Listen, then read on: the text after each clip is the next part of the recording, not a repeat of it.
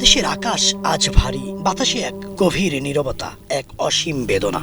একদিকে শহীদ ওসমান হাদির জানাজা, অন্যদিকে সুদানের আবে এলাকায় জাতিসংঘ শান্তিরক্ষা মিশনে বর্বরচিত সন্ত্রাসী ড্রোন হামলায় শহীদ হওয়া ৬ জন বাংলাদেশি শান্তিরক্ষীর মরদেহ ফিরেছে মাতৃভূমিতে।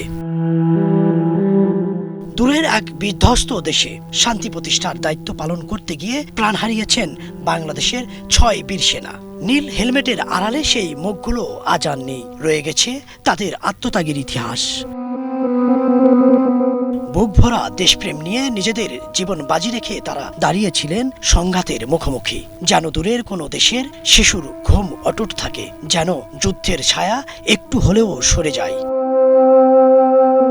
গত ১৩ ডিসেম্বর শান্তিরক্ষার দায়িত্ব পালন করতে গিয়ে বাংলাদেশ সেনাবাহিনীর ৬ জন সাহসী সদস্য জীবন উৎসর্গ করেন।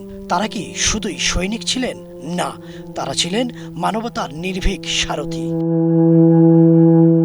বাংলাদেশ যে দেশ শান্তির পক্ষে কথা বলে, সেই দেশ থেকে হাজারো সেনা জীবনের ঝুঁকি নিয়ে যান জাতিসংঘ শান্তিরক্ষা মিশনে। যুদ্ধ নয়, তারা যান শান্তির বার্তা নিয়ে, কিন্তু হামলার শিকার হয়ে সেই শান্তির দূতরাই ফিরে আসেন লাশ হয়ে। তারা রেখে গেলেন নিজেদের পরিবার, সন্তান, বাবা মায়ের আহাজারি। দেশের মাটিতে আজ নেমে এসেছে শোকের ছায়া। শহীদ এই ৬ বীর সেনার মধ্যে রয়েছেন নাটোরের কর্পোরাল মোহাম্মদ মাসুদ রানা, কুড়িগ্রামের সৈনিক মোহাম্মদ মমিনুল ইসলাম ও সৈনিক শান্ত মণ্ডল, রাজবাড়ীর সৈনিক শামীম রেজা, কিশোরগঞ্জের বাসিন্দা মেস ওয়েটার মোহাম্মদ জাহাঙ্গীর আলম এবং গাইবান্ধার বাসিন্দা লন্ড্রি কর্মচারী মোহাম্মদ সবুজ মিয়া। তারা আজ ফিরেছেন নিথর দেহে, রেখে যাচ্ছেন অমলিন গৌরব। শান্তিরক্ষায় আত্মত্যাগ করা শহীদদের প্রতি গভীর শ্রদ্ধা।